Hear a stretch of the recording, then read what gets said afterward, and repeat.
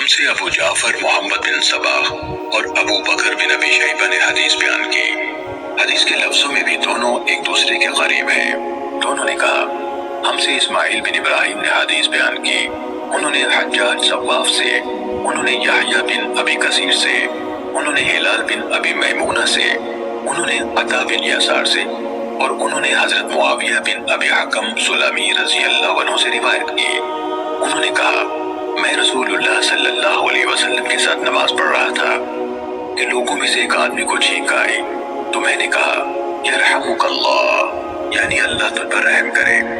لوگوں نے مجھے گھورنا شروع کر دیا۔ میں نے دل میں کہا میری ماں مجھے گم پائے، تم سب کو کیا ہو گیا کہ مجھے گھور رہے ہو؟ پھر وہ اپنے ہاتھ اپنی رانوں پر مارنے لگے۔ جب میں نے انہیں دیکھا کہ وہ مجھے چپ کرا رہے ہیں تو مجھے عجیب لگا، لیکن میں خاموش رہا۔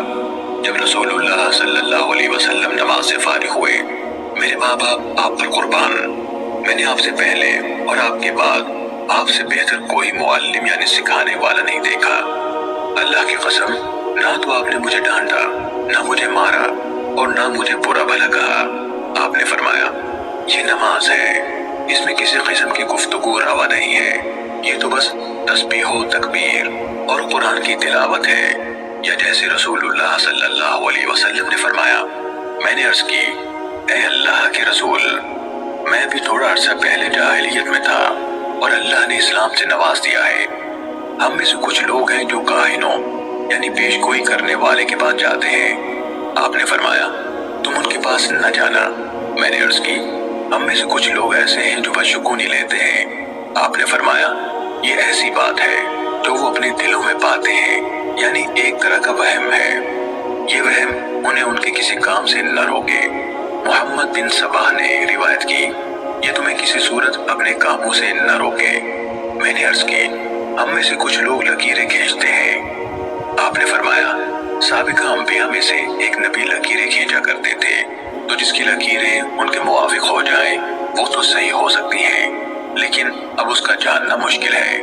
معاویہ بن حکم رضی اللہ عنہ نے کہا میری ایک لونڈی تھی جو احد اور جوانیہ کے اطراف میں میری بکریاں چرایا کرتی تھی۔ ایک دن میں اس طرف جا نکلا تو بھیڑیا اس کی بکری لے جا چکا تھا۔ میں بھی بنی آدم میں سے ایک آدمی ہوں، مجھے بھی اسی طرح افسوس ہوتا ہے جس طرح ان کو ہوتا ہے، یعنی مجھے صبر کرنا چاہیے تھا، لیکن میں نے اسے زور سے ایک تھپڑ جڑ دیا۔ اس کے بعد رسول اللہ صلی اللہ علیہ وسلم کی خدمت میں حاضر ہوا۔ آپ نے میری اس حرکت کو میرے لیے بڑی غلط حرکت قرار دیا۔ میں نے عرض کی اے اللہ کے رسول، کیا میں اسے آزاد نہ کر دوں؟ آپ نے فرمایا اسے میرے پاس لے آؤ۔ میں اسے لے کر آپ کے پاس حاضر ہوا۔ آپ نے اس سے پوچھا اللہ کہاں ہے؟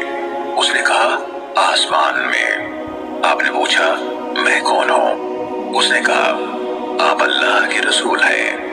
تو آپ نے فرمایا اسے آزاد کر دو، یہ مومنہ ہے۔ صحیح مسلم حدیث نمبر 1199۔